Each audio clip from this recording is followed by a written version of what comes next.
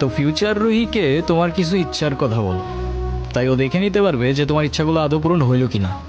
ইচ্ছে? আমি তো সেভাবে কোনো ইচ্ছে ভাবিনি। তো এখন ভেবে বলো।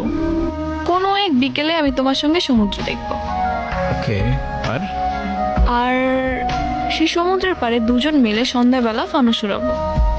আচ্ছা, আর সমুদ্র আমার অনেক প্রিয়, আমি অনেক ঘুরবো, অনেক মজা করবো। এই নাও তোমার বিকেল, আর ওই যে রইলো তোমার সমুদ্র। চোখ বন্ধ করো। হুম।